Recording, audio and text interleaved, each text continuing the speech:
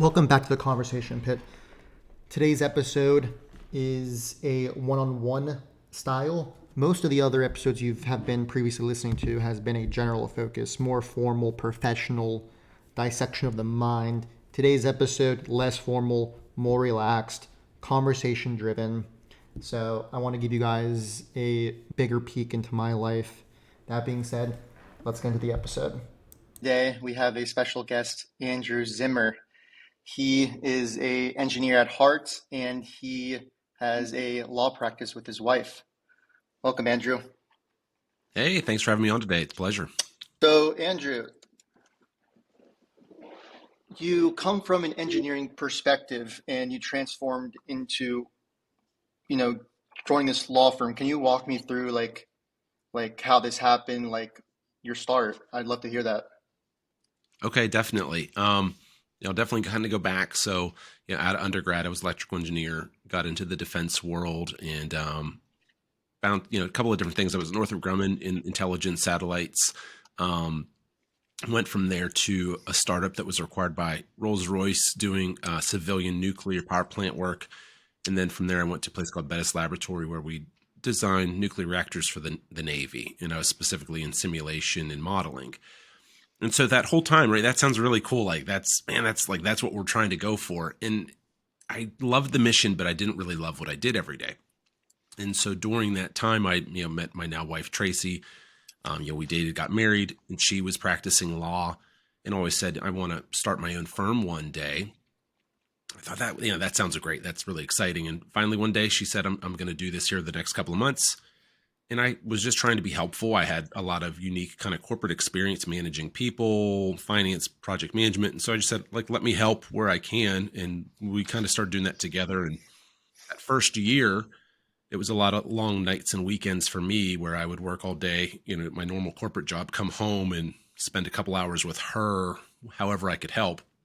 And I quickly went, my goodness, I'm having way more fun at the side hustle than I am all day long at the main gig. And at about the year mark, she said, I think this is only ever going to really grow and explode the way we've ever talked is if you come in full time. So we thought about it for a few days, and I put a 6-week notice in, shook my boss's hand, said, I'll help you guys kind of transition and find my replacement, but I'm done. And, so 17, we started the firm, 18, I left, and it's been just, blowing up ever since. And so I bring a lot of that engineering background perspective and ways of tackling issues and thinking through things to a law firm. And I think that's been really beneficial for us. But that was kind of the transition from engineering to legal. Do you miss engineering?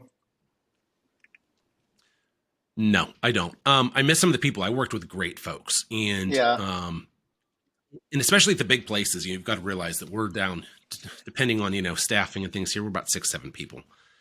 In engineering, I mean, the floor in the one building I was in was usually 50, 60, 70 people. And I do miss sometimes that just walking down the hallway and just learning something unique, being part of a kind of impromptu solving a hard problem.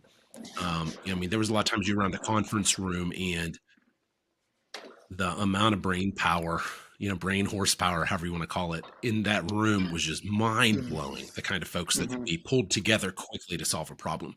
And I don't mean that to discredit the team we have here, but there's just a couple of us. And I am in the between me and Tracy, we make the decisions. It's our call. And I enjoy that. Right. But it's a very different dynamic from when you're in a team really working with 25 people, all smarter than you, to kind of come and everyone's sort of putting their piece in, and here everyone looks to you and says, what are we going to do?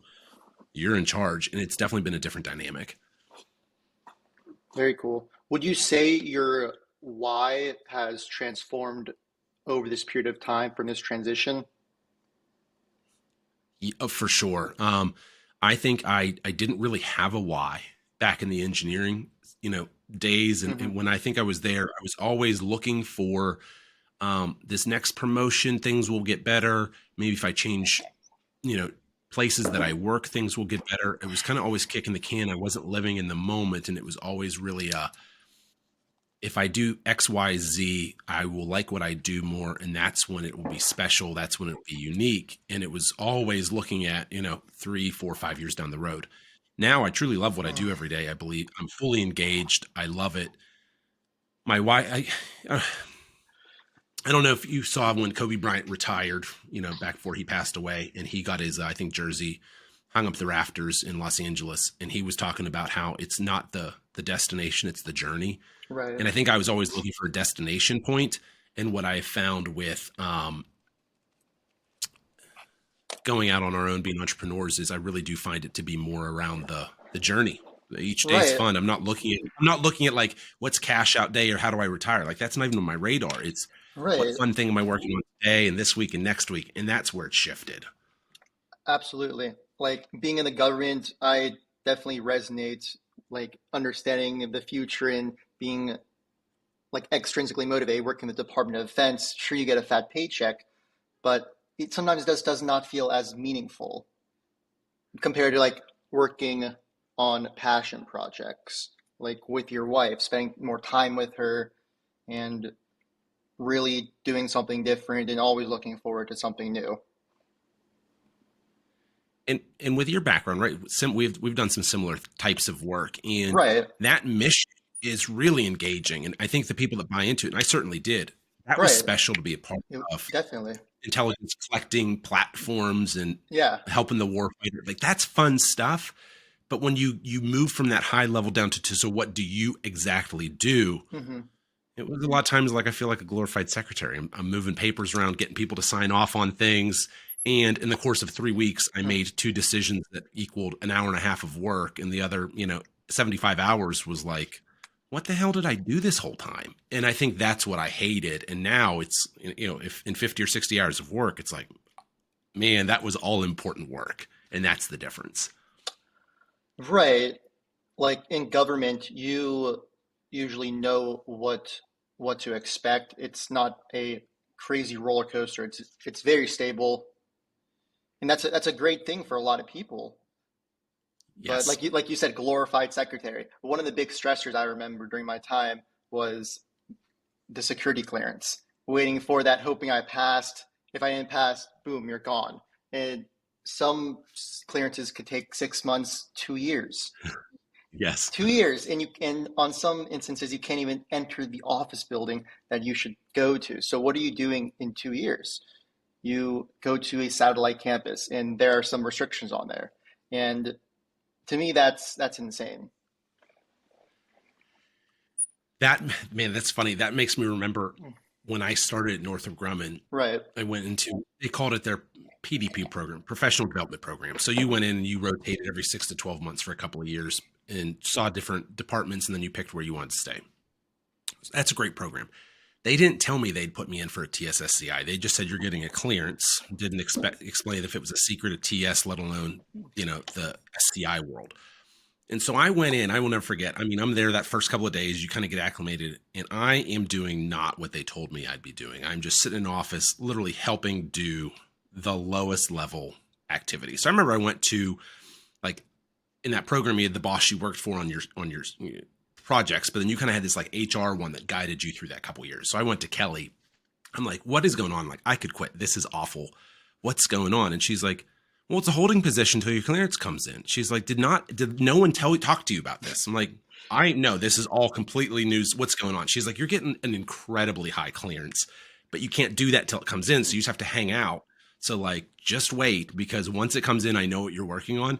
It's going to rock your world. And I was like, why did nobody tell me this? They just sat me there, and I did no meaningful work for 7 months. It came in, my boss took me to lunch, said, congratulations, you got your TSSCI, let's go get you read in. You got polygraphs coming up and all that. And it was like, oh my gosh, so this is the world I'm going into. But it was like a giant secret. No one tells you anything. And I feel like that's par for the course for the government. Right. It's a whole entire other ballpark that they just throw you into the ringer. Like you list off all your employers that you've passed work with, all your friends and family, and one day you'll get a call from them. This guy with the suit and tie came up to my office Yes. or my house one day. Are you like, is everything okay? Like, it's I mean, it's a bizarre world. It's right, I get right. it. But like it freaks people out. Yeah, I was living in an apartment, and again, I didn't know these people. It was just you walk to your apartment, and one day this lady, it's a couple doors down from me, stops me and is like, some guy in an Air Force uniform was knocking on like my door asking about you. Like, what is going on? I'm like, clearances, it's government work. Like, I swear I didn't do anything bad. And Right, like, these people are all alarmed, they're freaked out. It's like, this, you've got to come up with a better system than that. right. Like that flow of process can, I personally think, from an engineering perspective, can easily be automated. Just social credit check, criminal check. You can compare it to GPA, college, and Yeah. have just three letters of recommendation. Parse the words, look for it, have like a weighted system using machine learning. Well, and I guess, and from the other side, so they put all this effort into it. Hmm. And I'm not sure who they screen out because, and we can, I mean, what did Edward Snowden really do, and what was that like, right? But you go, a guy like him who went in and then did things he wasn't supposed to do, they get through all of the time. So clearly, the system does not function. I mean, maybe they screen that many more out, but in my opinion, it's not like you go, this stuff never happens. Like they still have all the espionage issues and things they don't want still go on. Absolutely. So I think it's almost like they need to go back to square one and say, what kind of factors could we actually use to speed this up and maybe weed people out better? Because it doesn't actually function. The system is flawed. Everything's flawed in the U.S. system. It's broken. But that's definitely something that needs to be a focus. That is a good problem that could be solved with the use of software. Given that there's a lot of bureaucracy, I'm sure you've had some awesome ideas during your time in, Grumman or Rolls Royce that you wanted to push, only to be hindered by upper management and all this red tape, right? Yes. Yeah. I mean, I think at Northrop, specifically, I was on a project. The first like real project I went on was kind of tail end. It was like end of life cycle of a project that had been going on for, I don't know, 25 years, 30 years. And then the other one I got onto kind of tail end of design, testing, and then we launched and ran with it. And that was, I got into it probably around year 8 or 9 of Mm-hmm. development. I mean, it took them almost a decade to design this thing and build it. Like, it's hard to understand how slow things move when you're talking about timelines that could be greater than 10 years versus maybe here at the law firm when if we get a new client in, we're going to be start to finish done with them in the next 5-6 weeks. It's like these sprints. And then you go to the government side and it's like, hey, so we're going to write this verification procedure. You've got 2.5 years to write the procedure. Like Mm-hmm. that's kind of hard when you actually want to be fast paced. Here's how I like to look at it. The Department of Defense, they have almost three-quarters of $1 trillion to spend each year, and they allocate a lot of this money towards different agencies, National Geospatial Intelligence, the CIA, and a lot of it's classified in terms of their spending amount, and it's Yeah. always a certain amount, and each agency is audited to understand. So they are always trying to ensure that they're spending that amount, because if they spend less, then they're allocated less the following year. So in this Correct. instance, an agency I was with, they decided to spend like $50,000 just on nice ass standing desks, TVs, just so they are consistent within the budget. So the next year, and that's a big reason why contractors are paid a lot more than government workers, just so they can continue to get that budget. And if they need to slash those contractors, they can allocate that budget towards something else. So that project that you're working on, how it was, a little bit slow. There's a big reason for that. So Rolls Royce can continue Oh, to get money funneling in. yes. It's just getting government handouts compared to It a it it, it is. right compared to a startup. It's you'll get the deliverable within the time period mentioned. You're not going to have to wait. Take, for instance, Microsoft and the DoD contract with the HoloLens. They spent over $20 billion for the HoloLens. It's an upgraded, improved version. Each device retail going for $70,000, and it costs $3,000 for the original value. So that's over a 20x markup. Like that's insane, and they haven't even delivered yet on that milestone. It's still very early on, and it just astounds me how much money they're throwing out. And completely. And I think that's what's so frustrating and hard with that is that That's right. it's just like black hole. And then you go, it's tax dollars. Like my taxes go up. The country's in debt as a group because they just. I'm all about having really high defense budgets, and like I do believe in the concepts of Hmm. crazy strong military and the best technology. Like I that can keep you out of wars. And so the fact you're winning them by not even being in them because you're such a deterrent. So I am not against that at all, but you just go, you guys could probably cut the budget by 20, 30, 40% just by actively trying to be streamlined even a little bit. I mean, it's mind blowing just how money flows around. We used to travel. We used to send teams like me and two people would fly out like tonight to watch a 20-minute test across the country tomorrow morning, from 9:30 to 10, grab lunch and fly back. mhm. And they'd get hotels and meals and flights so we could just watch a test. It's like I'm pretty sure somebody else could have said, did that thing pass or fail? But they would just, it was like everything was a boondoggle. Everything was, let's go. How many people can we send? And you realize that's the entire culture of the DoD. Exactly. Like you could have saved $20,000 with just having an iPad or a camera, flashing it, and just doing it real time. No, we want to do it just because we can, and we're putting more money back in the economy, and that's that essentially. That's their Yes. philosophy. So yeah, so then here, then that at a law firm, it's a startup, right? You're Right. entrepreneurial, it's a small business. That all that concept goes out the window. So I think everything I ever had in me of like, man, this would be a better way to do it.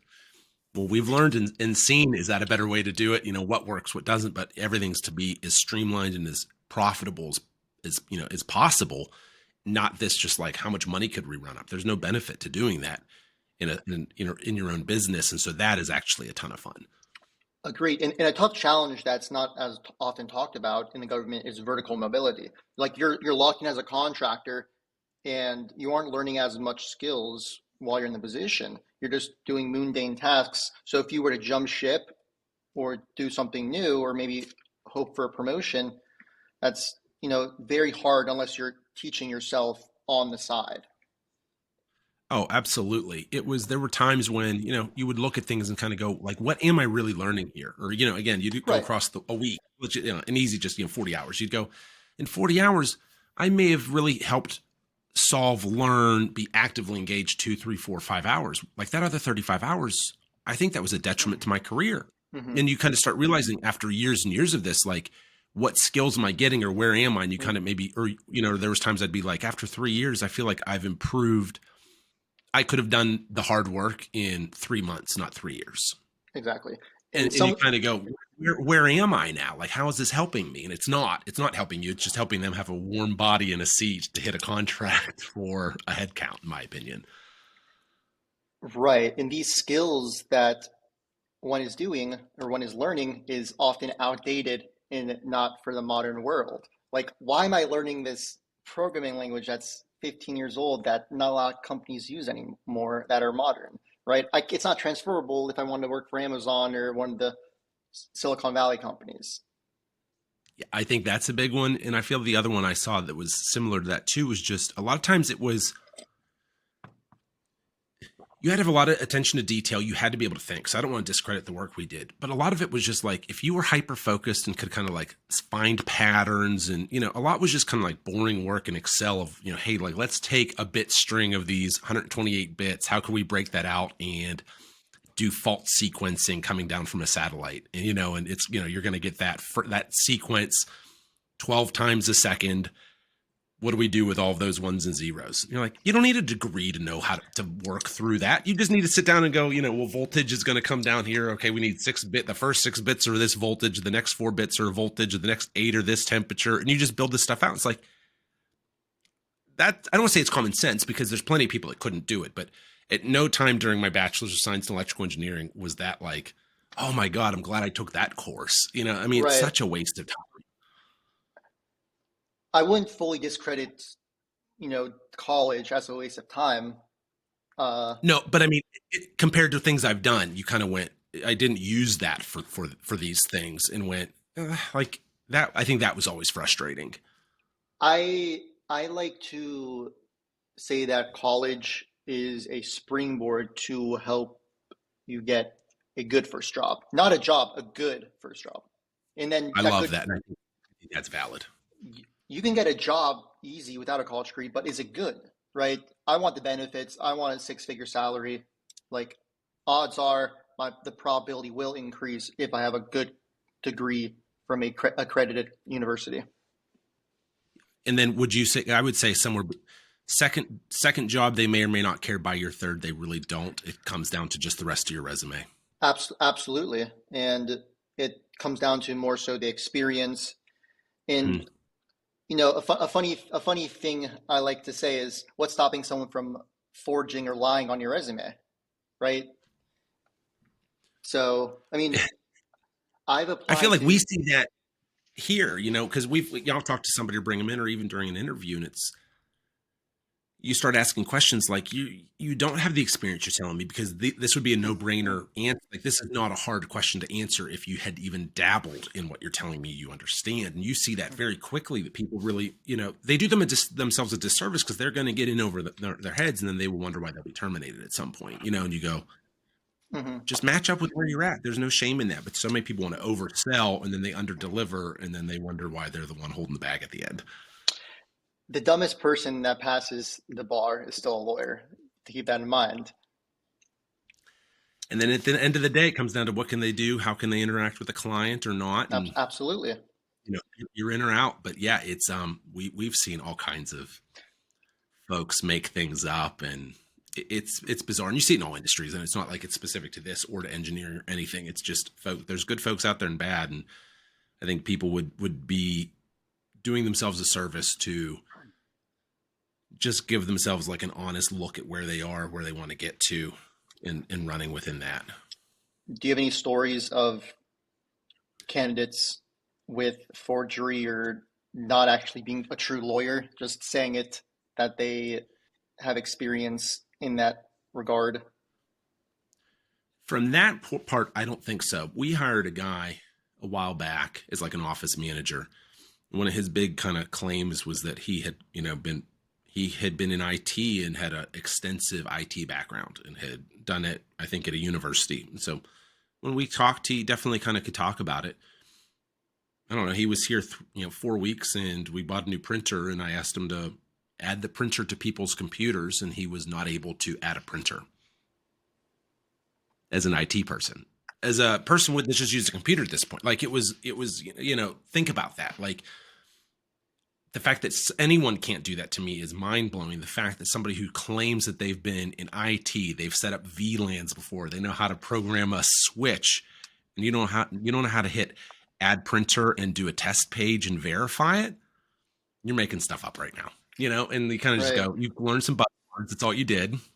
And I called you out on it. And I get a tough rap as a manager leader, because I will hold people to that. You said you're going to be here. Now it's going to be time to have a very unpleasant meeting with me, because this is a problem. I firmly believe that managers that manage software products or anything that's in this modern era should be technically savvy, to because you need to understand all of the sophistications of a web and app to have a presence in this digital world. If you don't, you're lacking. Your competitor's going to eat you up. It's shark versus shark out here. Dog eat dog. Absolutely. And I feel like whenever my first line managers, right, you've individual contributors and that first manager, that, talk about that for a moment. So I think that person always, the more technically they can jump in and help solve a problem, they don't have to necessarily be the very best on the team at it all, but they really need to have a large breadth of knowledge to be able to jump in my opinion, on kind of anything, understand it, explain it up to their management, but be able to jump right in or help delegate or solve problems. Mm-hmm. Where I think you see the problem switch then is when you get to level 2, I don't think you need to have that technical ability. You at that point have, instead of maybe a team of 10 under you, you have a team of 10 managers with 100 employees total. You're not you're not writing software at that point. You're over, you're truly just overall high level, big picture stuff. And I think that's where sometimes people struggle. They still want to get into it. It's like, you don't have enough time in your day now. And I think that is the biggest place where I've seen folks either crazy excel or fall flat on their faces when they get their second management crack. They move up that next level, and it's like you find out real fast who can truly manage people and projects, because if they're like, I want to sit down on a console and program, that's not your job anymore. And that's hard. It's easy to make decisions. It's hard to make good decisions.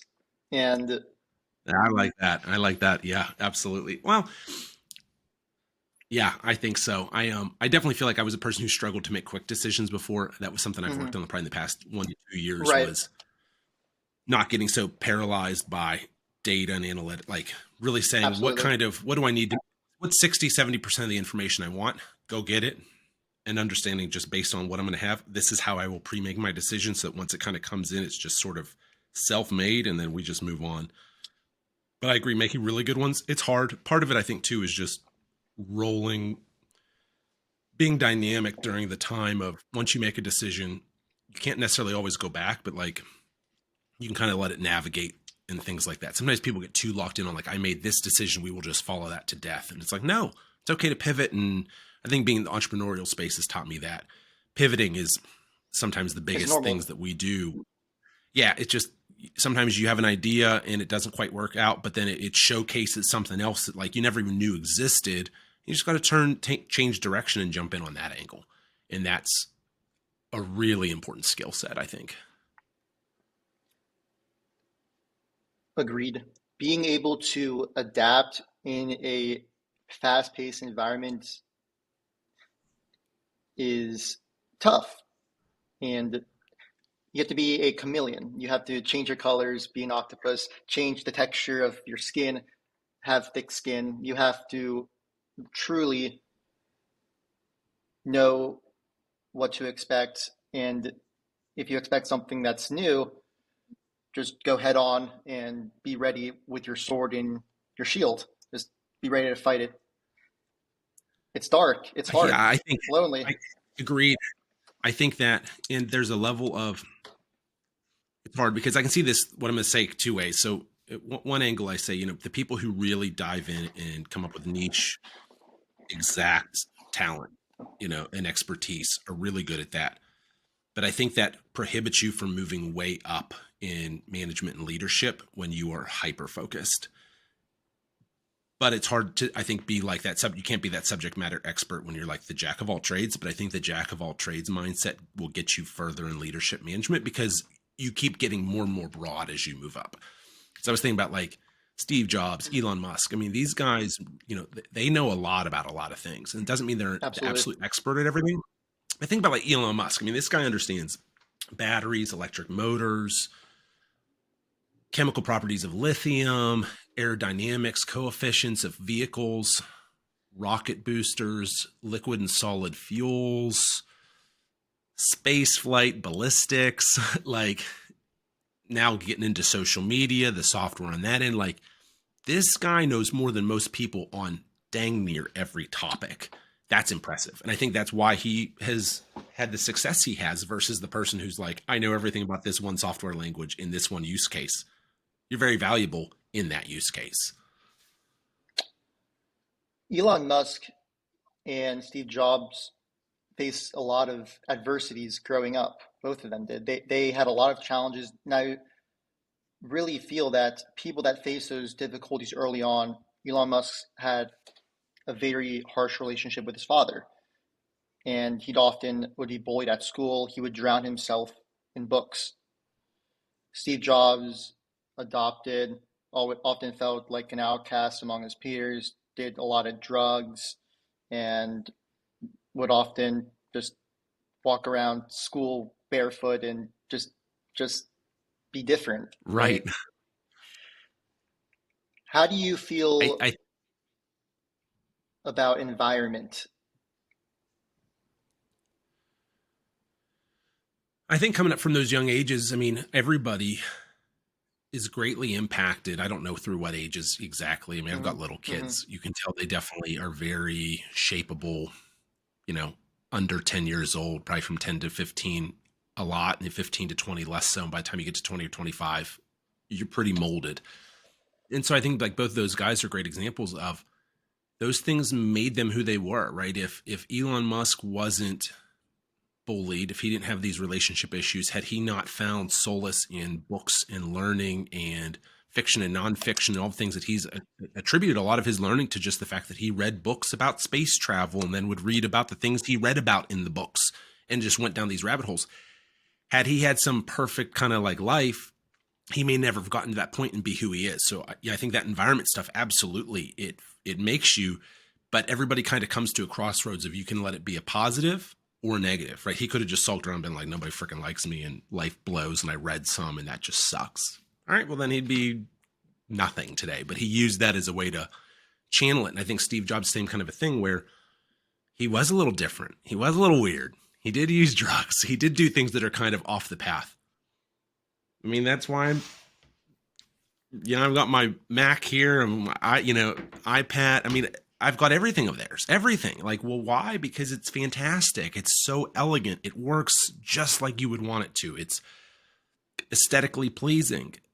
Well, that came from, I mean, he's very clear that like his LSD trips literally helped him figure out which fonts to use and ways to style things. Like he took all these things and made them a positive. And I think the people that make make that impactful event positive can go in that direction. The people that want to sulk and feel sorry for themselves, just they don't. And that's kind of it. For your kids, let's say, how can we replicate this process in a healthier manner for a higher probability of them, let's say, being like an Elon or a Steve without the detriment of the societal issues and the ego getting into their head? How can we go about like pushing them to really find that? I think it's the balance of letting them fail, letting them experience things, letting them see the ups and the downs, letting them see I intended for this to work and it did, or I intended for this to work and it did not. And seeing that, but then also being there in a positive way of, but did you learn something? Failure's okay. If we learned, we pivoted, did you change? Yeah, I wouldn't do that next time I do this. That's great. You learned. So I think being comfortable with failure, knowing if I'm making steps forward, who cares? And I think you can teach that early on that, hey, you're independent. You can kind of do your own thing. Take a crack at it. Let's see what happens. And over time, you're not like teaching that at 2 years old, but you just kind of show these behaviors and they get older and older. You just kind of keep recycling it. I think that helps because it gives some of that push without making this like big crushing negative thing. Absolutely. Is there a failure that you would say that you're proud of? Failure I'm proud of. So at our firm, trying to think, going back, we do things flat fee. And so we're I want to say like one of the few firms. It's a growing trend, but we're in this small group of law firms that does not really do much hourly work. So if somebody comes in, we kind of come up with a proposal, more like in the engineering space, right? Where we come up with a proposal for scope of work. We say what we're going to do, what that fee is. We agree to it, and that's the deliverable. Internally, then, the people that work on it, they get a portion of the revenue based on which task they do, right? So it's very project management. It's milestones on a project, and they have revenue tied to it. And if they're efficient, they get more revenue for less work. And if they're inefficient, they get the same revenue for way more work. But we don't track time. So earlier this year, like January 2022, we said, let's track time because that's what everybody else does. And I want to collect that data point. And so we did that for about 7.5, 8 months. And that was the least productive we'd been in 5 years, was when we shifted to that versus this revenue model. And I failed. That was my call. I mean, I pushed hard for it. I talked Tracy into it. I did it. And I've been very upfront with the team then when we went back to be, I made a decision. It was the wrong one. But what I learned was that intuition, that gut, that thing that we kind of just fell into that seemed like it worked was actually a fantastic idea. And now we've been able to tweak what we had done for years and have made it really, really, really good. And I probably wouldn't have known that had we just stayed that course. So was it pleasant to fail? No, but I wanted to make it a positive. I owned it. It was a good way to show everybody, hey, your boss made a boneheaded idea and went with it long enough to know for sure it was bad. But then we didn't just stick with it. We said, all right, we're going to undo this and we're walking away from it. We're done. And I think there was value in that. That's good. How I want to hear more about your decision process versus data decisions and gut decisions. How has that evolved over time for you? Deep down, I'm a data decision Hmm. person. I feel like, Right, the spreadsheet holds the real answer. Just kind of let it right. calculate through that and it will decide for you. What I found over time though was that I usually had a hunch or I had an idea of how it was going to go. And over time, I've seen that most of the time, the data ends up backing up that initial idea or something that showcased itself to me rather quickly. And so I don't. It's hard to have like this threshold, but there's these smaller decisions that are not just huge where I'll either just make them that gut call or with minimal data make the decision. Kind of just knowing the track record speaks for itself. I usually make pretty good decisions thinking this way, and if not, I can pivot. And when it's something bigger, I do still pull kind of all the data and pull the string on that, but I have definitely been able to speed that up a lot. And that's something I've worked on, like I said, probably the past 18-ish months. And that's been helpful to just kind of go, no, the last 100 decisions you made, 97 of them were great. You make the right call pretty much every time. Just go with it. And that's okay. Mm-hmm. As from a technical perspective in handling all this admin stuff with the use of automation, are any of these hard decisions automated Are the that were decisions that were that automated? were previously not automated? I don't know that the decision points are so much automated. I mean, we're always bringing automation Hmm. in software into our business to make Right. things easier, but I don't feel like too many of our actual decisions are automated. Um, I think we kind of have like flow charts and have basically built out a lot for a lot of the things that we do repetitively. Hmm. It can only be so many decisions. It can only spider web so far. And so we've already worked through all the permutations that way you just kind of follow the guide. And we have Right. started more and more of that. And that's been very helpful because that speeds up your decision. You just kind of keep flow charting through. If it's, yep, yes, it's here. Okay, go here. Oh, Right. yep, you're right. That was the next thing that came up. That matches. Yes, it goes this way. And that makes it so much easier. And then two, if we see it breaks, was it a weird one off or do we need to go back and revamp this? And that's where we Hmm. spend a lot of time trying to clean up those types of standard operating procedures and flow charts because that lets you become way more efficient and reduce errors because you're thinking about ahead of time, not in the moment. You make in the moment much easier. What are some of your favorite softwares when it comes to this? So we use a legal specific one called Clio. The big one, so it's like a part CRM, but the back end of it lets you do a lot of document automation. So we've kind of come up with ways then for a lot of the documents that we do repetitively, which is most of what we do.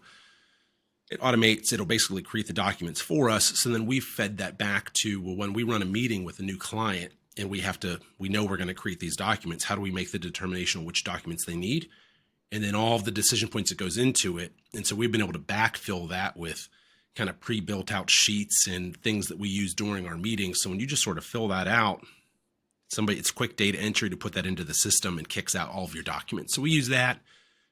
We use Trello for project management. It's kind of just a Mm. board-based Yeah. system. Right. We've basically taken Kanban and created our own kind of version of Kanban for tracking projects. I think that has worked Mm. well for us. Like Agile and Scrum, I've not figured a way to take that from the Mm. software world and apply it kind of in legal, but That's funny. Kanban from the project standpoint fit really well. And so that's been something we've really locked in on. We've been doing that for almost 3 years now, and it's been beautiful. If you guys manage to implement Agile into your firm, you guys might be the first law firm to have that. Yeah, but that's where, Mm. and I think that's what makes this different, is because Mm. I mean, I don't like that's not like my primary focus, but Right. I try to stay in the loop on that stuff enough that way if I'm having some aha moment of, oh my gosh, we could and this would make it better, we're going to try.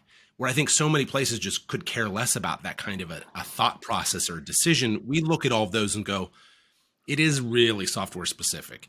Does it make sense? How could we implement sprints into what we do? How could we look, I look at that kind of thing and go, is there a way that we could pull in Scrum? When I have discussions with people, I go, what do you mean? Let me pick your brain on it. How do you guys use it? Have you ever used it on the hardware side or on developing a physical thing, not just software? Because in my engineering space, my background was kind of in this weird hardware software. So I typically was in an interface point of I was not a true software engineer. I've done some Hmm. software. Hmm.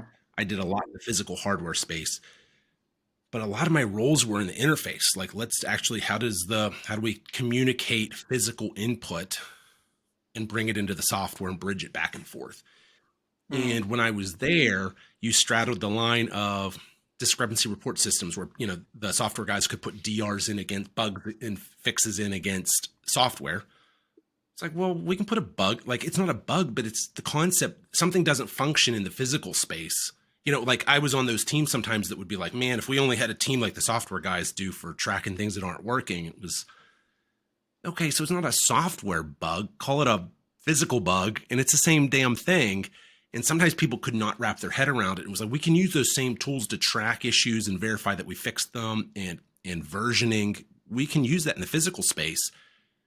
You just have to kind of readapt or change the definition of these terms. And some people literally cannot do that. Some could, but that was always fun to be on those teams where we were taking something that worked well in software and bringing it over.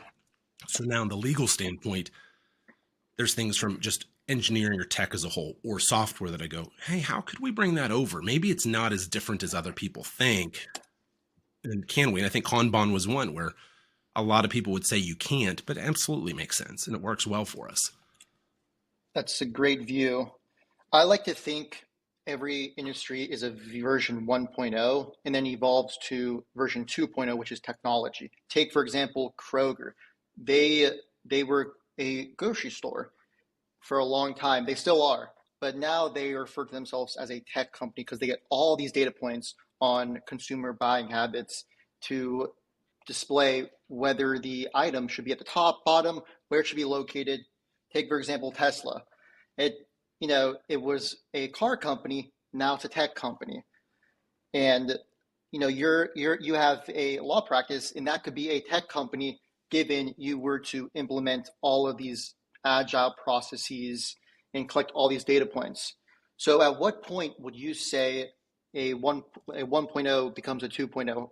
When does that label of technology become, let's say, your law firm? I think it's maybe when you start to have, it doesn't mean that the main product line has shifted, but you're building the propensity to be able to. So I think, like, let's look at Tesla. They build cars. They're Mm-hmm. not selling yet automate, like driving automation software tools. They've not branched out yet, which I've actually been very surprised about. Supercharger is like a US standard for charging, but you're seeing that they could get into the power industry side and branch supercharger off and their charging capabilities and sell that to Ford, Chevy, G, everybody. And that would be 2.0 now. They make cars, but they're in power. Or if they went, hey, we have collected so many millions of miles of self-driving and our machine learning algorithms are so good. If you match that up then with your own automatic control system, the car can drive itself and we can give you the data back end. Right. That's where I think where you look at that. So I think for us, it would be, when have we developed systems and processes where that is starting to be able to be a new product line, and it has nothing to do with doing wills and powers of attorney for people. It's in helping someone else maybe do that, collect data, explain why they would do it, how we automate. So as you can kind of use the tools you're doing to Mm. do your own job and say, I could actually sell this to somebody else. I think that's when you hit a 2.0 or 3.0. How would we start with getting rid of that stigma with law? There's a strong stigma when it comes to law that, lawyers will gouge you, and a lot of times they don't want to go to them. Yeah, I think it's shifting. So what we find, it's generational. The like products that we serve, I'm not going to talk specifically to us. We do a lot of wills, powers of attorney, and trusts. So it's things that a lot of people need.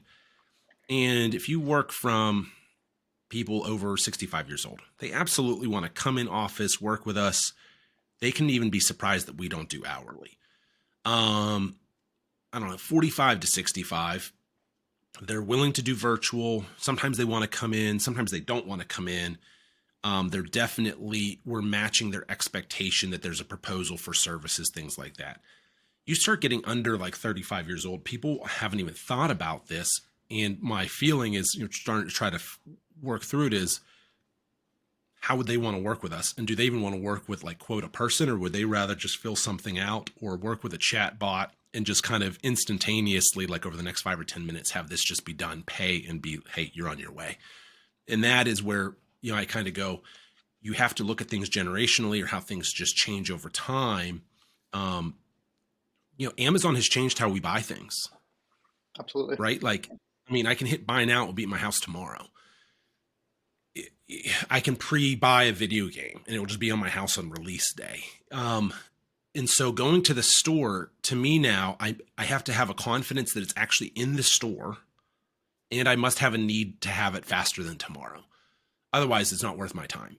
And so I think that's what we're starting to see too, is in the legal space, is how can we match up with, if somebody needs to have it right now, how can we meet the expectation and allow them to have it right now? If somebody is okay with, oh my gosh, last time I did this, it took 6 months and we worked face-to-face over 5 meetings, we loved it. That's great. And that's an easy expectation to maintain. But if somebody goes, I'd like to hit your website and put in a credit card information and kind of go through some forms and drop downs or watch a couple of videos that educate me and make some decisions and be done, we are missing out on market share if we do not allow for that. And so a lot of my job is, how do we start to build systems for that? And I think that would shift us to a 2.0, because I think that's sellable to other law firms. Absolutely. The generation wants that instant dopamine rush. They want that instant gratification. They want it now. And because if they don't want it now, odds are it'll be out of their memory if they don't write a note of it.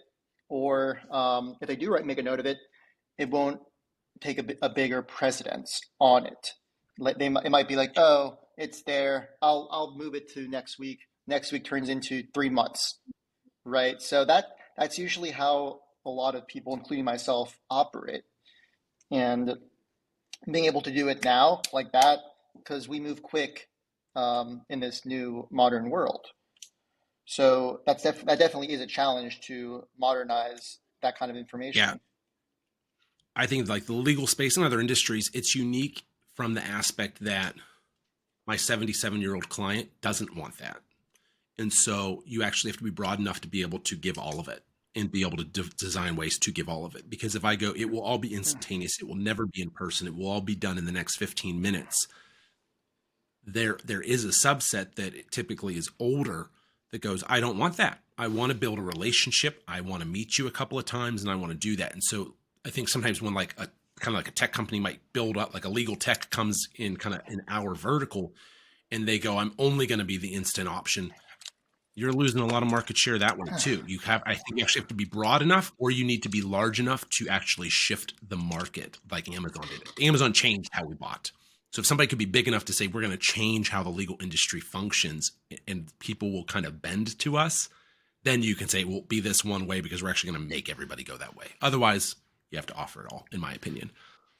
I'm reminded of this app I recall that was utilized in parts of Africa. It was a medical app where you would take a picture and you would get a quick diagnosis using AI with just sets of images and just referencing that, and it would give you like a number based off of that. So imagine for a second if there was a legal bot and you would just train all these legal cases, everything in past cases that were, local, into a data set and parse it, use machine learning. Like that to me, I feel would challenge what a lawyer does. So that stuff's starting to come. We're doing an interview here, but Right. a lot of my days meeting people. I'll be on LinkedIn and somebody, hey, let's just chat. We'll grab 30 minutes and talk. Right. And so I've met a lot of people more in this AI machine learning legal space. And so like I met a guy who owns a business and they've pulled every case at the federal level, and they're going to keep working down to state and then local, but the federal level, so Supreme Court and then all federal, all of those benches. And what they've pulled is basically how the judge likes things to be written, what matters to them, what doesn't. So if you are putting together a document there, you basically have a cheat sheet of what will get your side the best chance. Interesting. Like that's valuable. That's really valuable. We're talking about a landmark case, and it's not a hunch or just, hey, how did that work for you? You can pull every case ever that judge saw or this panel saw and what made them side with people. Right. Write it that way. And, things like that and go, oh, that's pretty cool. And then over time, that's going to turn into it could write for you. Absolutely. And it just comes down to how the human communicates with that machine, because it is hard to convey your wants and needs and your current problem. The lawyer, what's great about them is they're able to ask the right questions. So being able to ask the right questions to figure out what the problem is and how to go about aiding in that. Yes.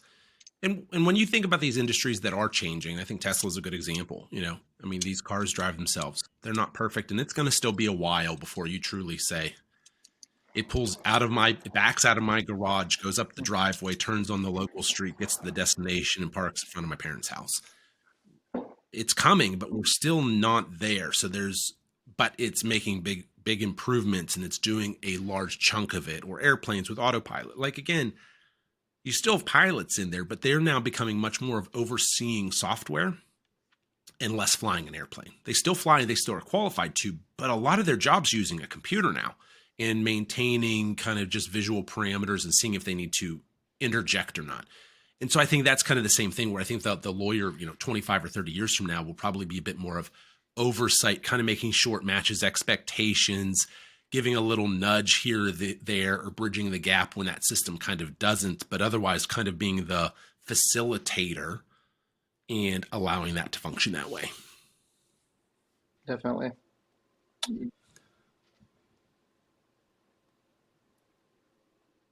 In terms of law, what would you say is your favorite focus for your firm?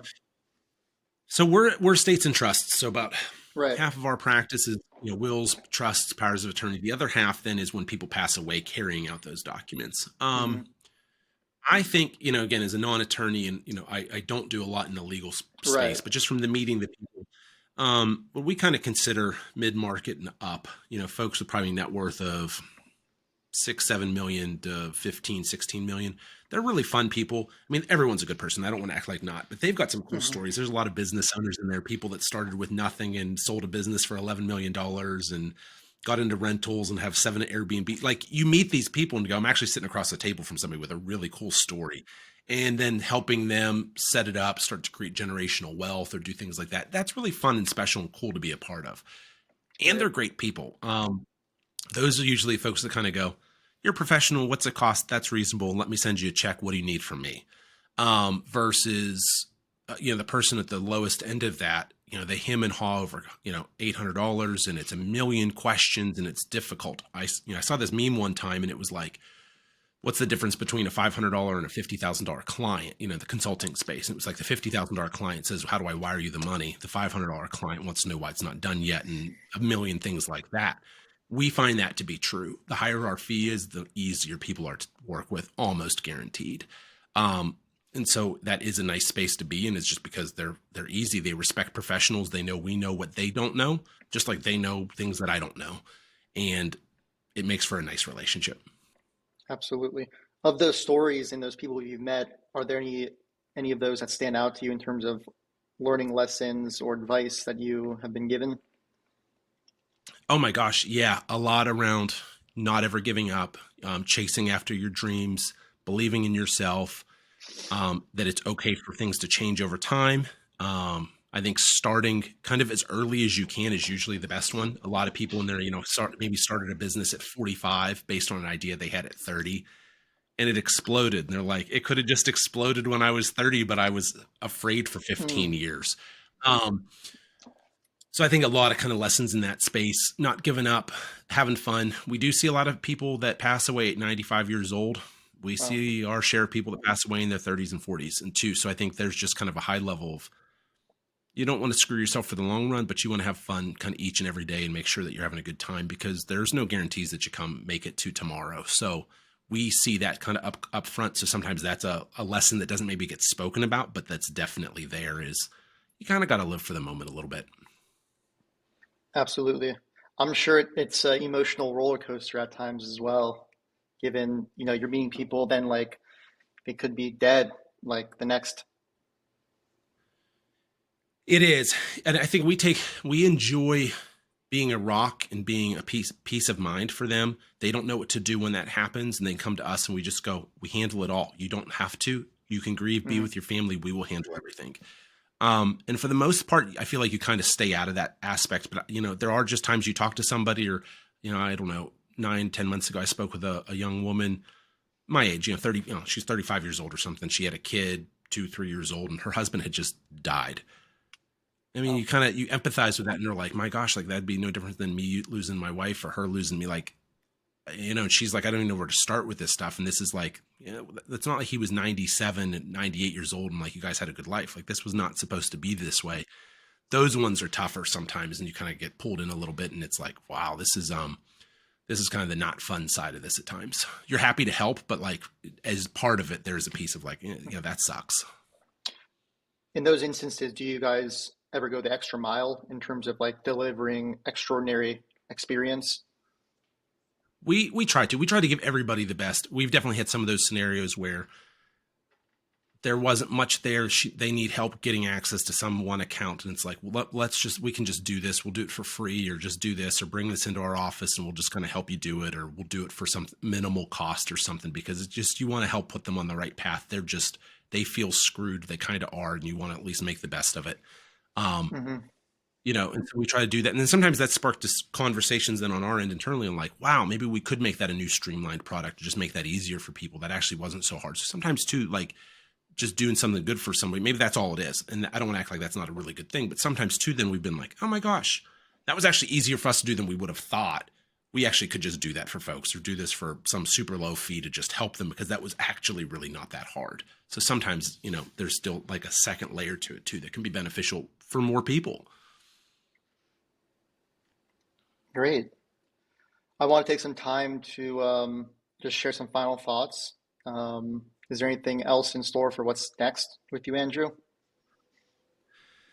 Um, we're kicking around, we keep trying to grow the business. We crossed into 7 figures this year, which was exciting, as a small law firm. Now we're on the march for 8. And so I think one of the things we're trying to branch off is help more folks. So maybe some coaching or some platforms to help other law firms and small business owners and things kind of pick up more where we're at now. If I can short circuit and cut down on the time involved for somebody, I think that's a positive. So we might get into some spaces like that. Some of the tech things we've talked about today in the legal space, or ways to automate. There's, I don't want to say prototypes, but there's things we're starting to look at and kind of go, how could we do more instantaneous work with younger clients and pull some things like that in. So yeah, no definite timeline, but I think we will own a legal tech company before it's all said and done. Yes. If you need some expertise or some advisement, I'm here. Yeah, I love that. Yeah. What are your thoughts on expanding? Because you guys are in Pittsburgh. What about So, elsewhere? yep. So, we hired another attorney. He's barred in Ohio and Pennsylvania. Tracy just got her license in Ohio. So, moving into Ohio is one. We're definitely starting to explore opening additional Hmm. offices in Pennsylvania, plus expanding into Ohio. So, beyond that legal tech side, I don't want to say like the goal is necessarily all 50 states, but I do think we want to be smart and in a lot of metropolitan areas over the next 10 years. So, Hmm. I think there's some hope to start expanding smartly into more and more cities across Pennsylvania, Ohio, and then other states strategically to kind of bring our brand of estate planning to folks. And I do think there's some pretty wonderful growth opportunities in that model. Hmm. Great. In terms of advice, what would you give to the younger generation, the individual that just left college that are looking for work or opportunity or trying to make something of themselves? Have fun. You only get to go through all this once. Make the most of it. It's one thing to say you love the journey and not the destination, but Mm-hmm. if and when you finally shift to that mindset, it is a heck of a lot of fun and allows you to work really, really hard and enjoy the hard work. And if you've got something burning in you to start a business, change careers, go to the different company, learn a new thing, it's always easier yesterday. Today's the next best time, and further into the future is only going to be more difficult. As life picks up, people get married, you have kids, you have more responsibilities, you have a house payment, all these things. That Mm, makes it harder to sometimes leave that comfort zone. So getting used to and learning how to leave the comfort zone, take risk, and realizing that like bad things just definitely. you, you're not. I mean, you're as likely to become a billionaire as you are to become homeless. In reality, it's going to be something a bit more in the middle. And I think that people kind of go, oh well, this could go really well for me, but what bad thing could happen? You go, you're honestly like it's not $100 billion idea any more than it's a go bankrupt and live in a box idea. Reality is it's probably going to be about where you're at, maybe a small improvement, maybe a small drop, but things tend to kind of work themselves out. And I think once people learn that, it's easier to take risk because those big swings Mm, just don't really happen. I agree with that. High risk, high reward. Yeah, but I think that high reward, I don't know how to put it, that high like chance of true like utter abysmal failure, like it's hard for that to actually happen unless you're trying to have it happen. Things Absolutely. start to kind of go down. You can stop or change or pivot. It's not like you just wake up one day with a negative balance sheet and go, how did we go from here to here? Like it takes time to fail. So you get a lot of time Mm, to eject if you need to or to change course. right. Like like FTX didn't just intentionally declare Chapter 11 bankruptcy. Yeah, I think Uh, there's some weird. I think there's right. some weird things going on with laundering and Ukraine and the government, and I Right. think there's a lot there. So I don't. Yeah, I mean, I don't know what's going on there other than that. That Mhm. is, I think, super shady. Absolutely. Well, Andrew, it's been a blessing. We appreciate having you on. If you want to learn more about him, the information's in our bio. Again, thank you for coming back to the conversation. But till next time.